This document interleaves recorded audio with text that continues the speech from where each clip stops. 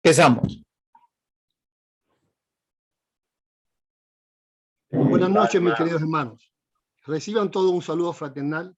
Mi nombre es Juan Blanco, segundo vigilante de la respetable logia La Fraternidad 387, libres y aceptados, de la Gran Logia de Nueva York. Es un honor y privilegio poder presentar esta noche, a nombre de la Academia de Liderazgo Masónico, dirigida por los respetables hermanos Miguel Ángel Ballena e Iván Boluarte. Esta noche comenzaremos con la primera presentación del grupo Masonería Simbólica. Esta presentación se titula Siglo XVIII, 1717, el nacimiento oficial de la masonería simbólica.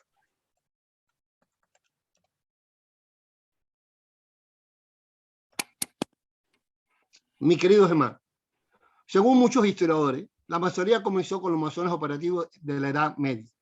Los orígenes de los masones habría que situarlos en la llamada plena Edad Media, siglo XI al siglo XIII, en concreto a inicios del siglo XI, cuando se inician las obras de las grandes catedrales urbanas del gótico, fundamentalmente en Francia, aunque también en Alemania, Inglaterra, España o Italia. La masonería comprende por tres periodos convencionales y los mismos son la masonería operativa, la cual abarca los siglos XIII al siglo XVI, la masonería de los aceptados, que abarca el siglo XVII, y la masonería especulativa, que comprende desde el siglo XVIII, 1717, hasta nuestros días. Estos tres periodos reflejan en la línea de tiempo aquí presentada. Como ya sabemos, en Francia, entre 1150 y 1350, se levantan 80 catedrales de grandes dimensiones, con profundos cimientos y mucha altura para conectar a miles de fieles con Dios. Las grandes catedrales góticas se destacan por sus proporciones y dimensiones, además, por la altura de sus naves y torres, agudizadas por flechas y agujas, que superaban claramente los 100 metros de altura. Todo el misticismo y el simbolismo de las logias de canteros o constructores de la plena Edad Media se mantiene tras el cese de la construcción de las grandes catedrales góticas medievales. En 1600 existen evidencias del ingreso de caballeros, comerciantes, artistas, intelectuales, militares, académicos y otros a la logia masónica ya especulativa, pero ya no operativas. Las mismas fueron creadas por motivo de la decadencia de las construcciones de las catedrales góticas. El final del gótico y de las catedrales comenzó a dejar sin trabajo a los tallistas. Y el nacimiento en Italia de muchos libros sobre el arte de la arquitectura, la cual quitó todo el valor a las fórmulas y técnicas secretas de los masones, lo que llevó a la desaparición de la masonería operativa.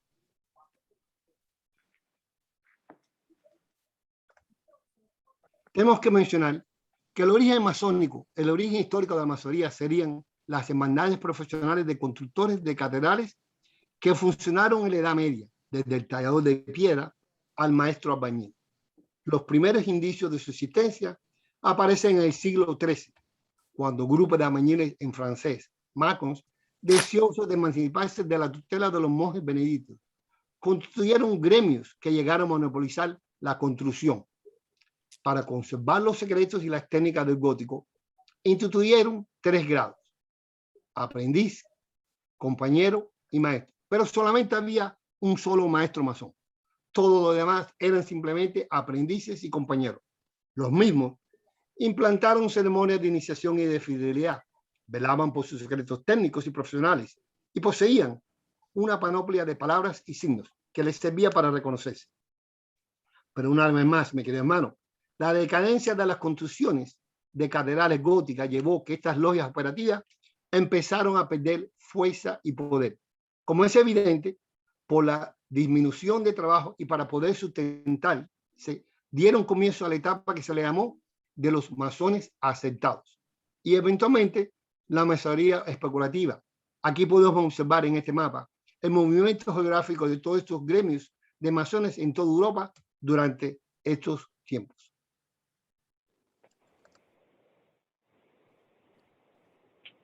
Es de conocimiento y de suma importancia mencionar que de épocas previas a 1717 se tienen evidencia de la existencia de logias masónicas en Inglaterra y en Escocia, Las más antiguas claramente estaban en Escocia. El 24 de junio de 1717, 3 logias de Londres y una logia de Wilmington celebraron una cena conjunta en la taberna denominada El Ganso y la Parrilla, y que la misma estaba ubicada en la cercanía del cementerio de St. Paul. En dicha tenida se eligió a Anthony Sayre para que ocupara el cargo de gran maestro. Además, se autoproclamaron como la Gran Logia de Londres y de Wilmington. A partir de 1730, comienza a crearse logias que acompañan el desarrollo del Imperio Británico.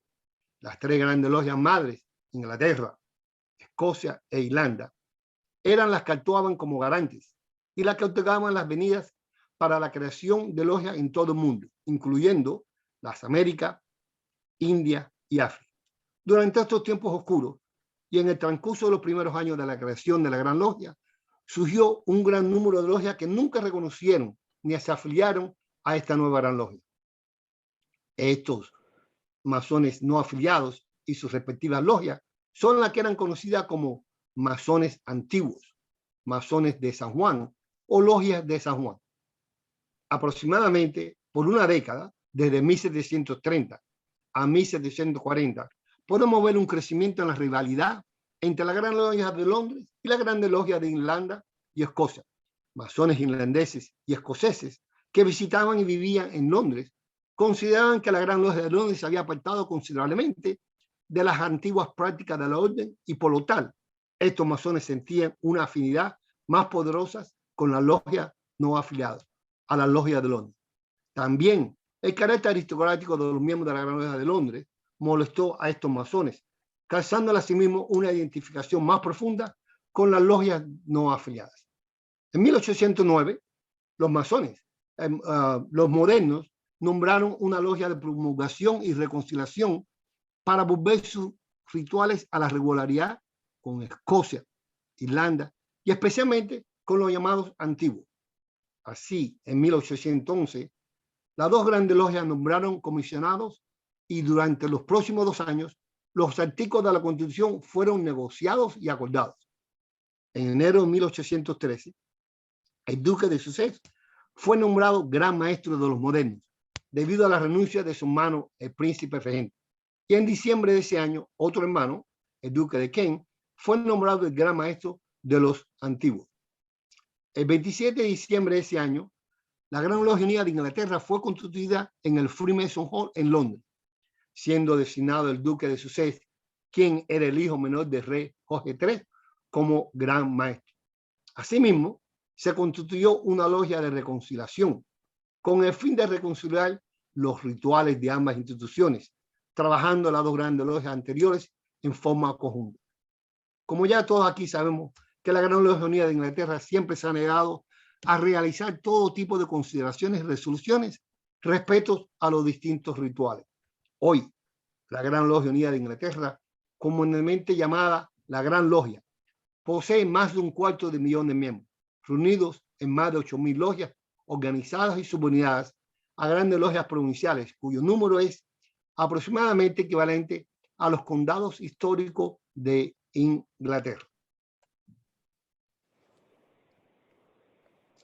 En 1717, en Londres, 4 logias de las muchas que ya existían estaban integradas por muy pocos constructores de su tiempo y muchos hermanos aceptados, que significa ser admitido dentro de la logia de masones operativos sin ser del oficio. Un principio muy importante de estos tiempos era de que en estos talleres existía un refugio lícito para comerle bien, brindar mejor, compartir e intercambiar las ideas liberales, algo que hoy, mis queridos hermanos, no podemos perder.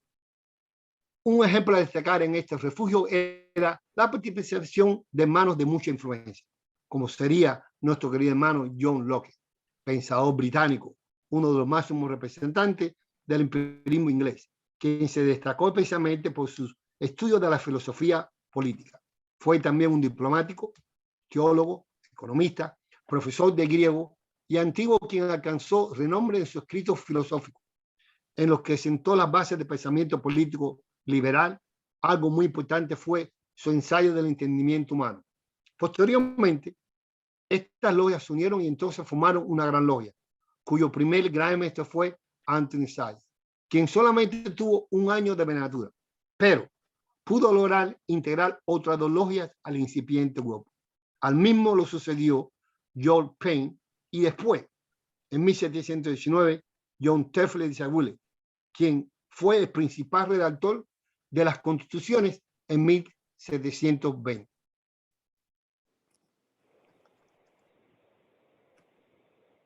John Payne se convirtió en el segundo gran maestro de la primera gran logia de Inglaterra en 1718, después de ser sucedido por John de Disraeli en 1719. Volvió a ser gran maestro en 1720. Durante este tiempo, él pudo compilar las antiguas constituciones de los masones, que se imprimió en 1722 o 1723 bajo la revisión y supervisión de Anderson, que después le pudo dar su forma final. Él fue muy activo y emprendedor anticuario, que dio a los trabajos un ritmo muy extraordinario y enérgico. Pudo ampliar el número de miembros, se dedicó a reunir y compilar documentos y manuscritos referidos a la historia, usos y reglamentos de la antigua masonería operativa. Muy importante recordar y mencionar esto, de la antigua masonería operativa. En 1721, el duque de Mantua encarga las condiciones al pastor Anderson para que así modificase lo recompilado por Payne en los 2 años anteriores. Es bien sabido que la base del trabajo de Anderson lo constituye el manuscrito Regius o Real 1399 y Cook 1410. Estos documentos fueron recompilados por Payne y pertenecen a los masones de las logias de Londres.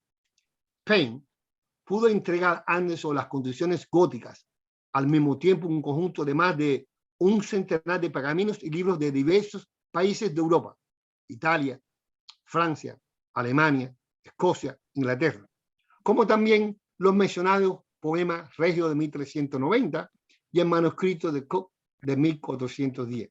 Se dice que Payne pudo redactar inicialmente las 39 ordenanzas generales y fue él quien le entregó a Jane Anderson sus notas colectadas para la revisión de sus trabajos con el fin y principal objetivo de que aquellas antiguas ordenanzas se adecuaran a la nueva organización. Mis queridos hermanos, es muy importante mencionar que las constituciones de Anderson, texto fundamental de la masonería moderna, pasó por el siglo XIX, casi ignorado por muchos hermanos, pero en particular los hermanos españoles, indiferente a todo lo que procedía de la masonería inglesa y por lo general reacios a los discursos espiritualistas y legendarios de la orden. Hubo que esperar al siglo XX, 1936, para que se publicara una edición en español, a la que se añadió algunos landmarks, aunque su publicación llegaba tarde, pues ya en ese mismo año estallaba la guerra civil en España.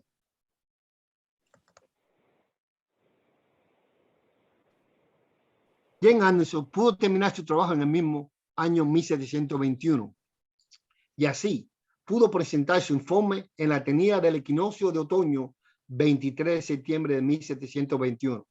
En el mismo fue inmediatamente sometido a un profundo estudio por una comisión formada por 14 miembros de la Gran Logia. Esta misma comisión expidió sus conclusiones en la Asamblea del Equinoccio de Primavera 25 de marzo de 1722, en la cual aconsejó su aprobación con algunas pequeñas modificaciones. Este informe de la comisión fue automáticamente aprobado por unanimidad por las 24 logias presentes en esta asamblea. Estas constituciones definitivamente se presentan en el año 1723, siendo firmada por el gran maestro en aquel entonces, el duque de Walton, y el gran maestro diputado, el propio Anderson. Qué ironía, mi querido hermano, aquí podemos ver. En 1723, las constituciones de Anderson son el inicio de la moderna masonería especulativa y las mismas fueron redactadas por el pastor Jane Anderson, aprobadas y publicadas en 1723. El nombre con el que se publicó ese instante es Constitución de los Francomasones. Por este mismo documento original sería modificado posteriormente en 1738 y 1813. De una forma simbólica se hace contar en las constituciones que a partir de este importante momento en la historia de la masonería es que ya la misma no será la catedral de un templo de piedra a construir, sino que el edificio que habrá de levantarse será la catedral del universo, es decir, la misma humanidad y nuestro templo interior.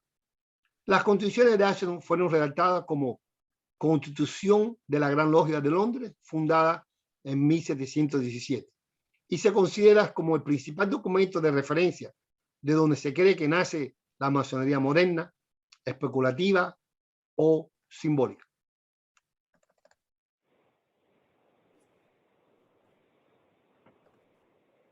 Como ya sabemos, las constituciones de Ashton fueron publicadas en 1723 por el pastor británico James Anson.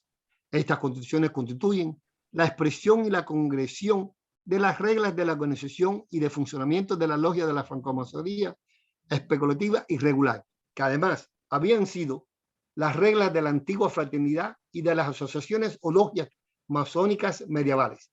A partir de este momento fueron las reglas básicas y esenciales, reguladoras de la francmasonería, de la Gran Logia de Londres y de Inglaterra. Y como podemos ver que poco a poco, desde este momento, pudieron llevarse al resto del planeta hasta el presente día. Las mismas son reglas universales de la masonería especulativa y regular. Las mismas reflejan la condición de los masones especulativos, tras la tradición de los masones operativos de los siglos anteriores, con los siguientes enfoques, para mencionar algunos, que todavía hoy se siguen practicando y considerados las antiguas obligaciones de los masones libres y aceptados. Es muy importante mencionar que todavía estas antiguas reglas y obligaciones las seguimos usando globalmente. Aquí podemos ver las diferentes reglas, para mencionar algunas de ellas.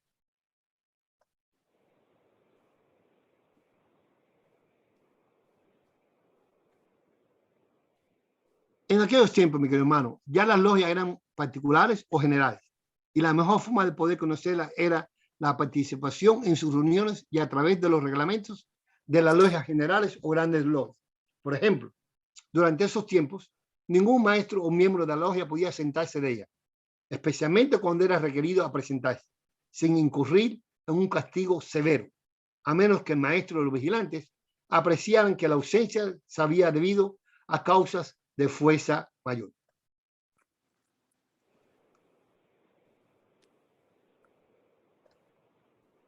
Las reglas generales fueron compiladas por Mr. Joe Payne en el año 1720, cuando era un gran maestro, y aprobadas por la Gran Logia el día de San Juan Bautista del año 1721 en el Salón Estacional de Londres, cuando el nobilísimo príncipe Juan, duque de Montagu, fue elegido por unanimidad como gran maestro para el año siguiente, y así nombró como diputado a John Bell M.D., y entonces la Gran Logia eligió a los grandes vigilantes, Mr. Joseph Villeneuve y Mr. Thomas Morris. Y por mandato de Sidney Bernal, el gran maestro de Montagu, las mismas fueron cotejadas con los antiguos documentos e inmemorables usos de la fraternidad, y así fueron compiladas en un nuevo método con varias adecuadas explicaciones para el uso de la logia de Londres, Westminster y todo el país. Tenemos que mencionar, mi querido hermano, que la gran mayoría de estas reglas generales en la actualidad todavía se siguen usando sin cambio alguno en nuestros tiempos presentes.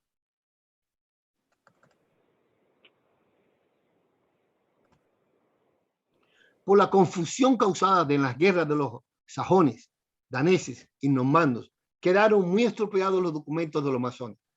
Los francomasones de Inglaterra pensaron por 2 veces que era necesario reformar su constitución, deberes y reglas, pero primero en el reinado de Altestán el danés y mucho más tarde en el de Eduardo IV el normando.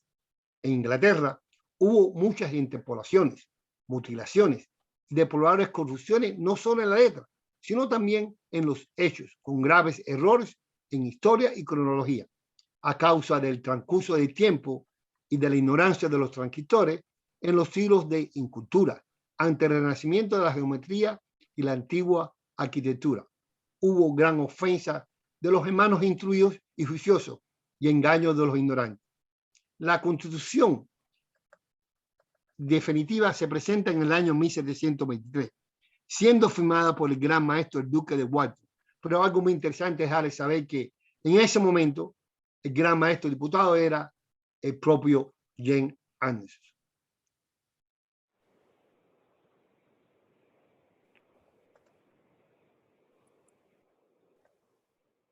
Mis queridos hermanos, en resumen, podemos decir que nuestras obligaciones fraternales son la esencia de la masonería. Estas obligaciones son la base fundamental del honor y la fundación de la ética, siempre recordando que la ayuda material debe ser concedida en caso de necesidad y solo cuando haya fracasado todo lo demás medio para solucionar la cuestión. Y en tal caso, debe ser generoso y racional para poder dar término a la situación de desgracia en cuanto sea posible, y concedida después de haber contemplado la posible culpa personal y siempre tratando de evitar que los auxilios sean concedidos a individuos indignos de nuestra fraterna ayuda. Debemos fomentar la formación de las instituciones masónicas que tiendan a dar cumplimientos efectivos a los deberes de asistencia material a los hermanos y que siempre exista la unión fraternal, la que dé un ejemplo de cumplimiento de sus obligaciones de fraternidad. Y siempre recordando, mis queridos hermanos, tener en cuenta que la masonería es una fraternidad, por lo tanto, el que ingrese en esta institución lo hace como hermano, entre hermanos, y siempre buscando el progreso y la armonía, pero también la gente.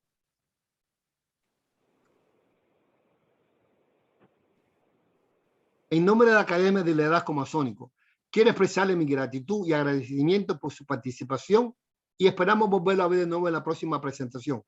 Ha sido un honor y privilegio poder estar aquí esta noche con todos ustedes, mis queridos hermanos. Muchas gracias y que el gran arquitecto del universo los bendiga. Salud, fuerza y unión.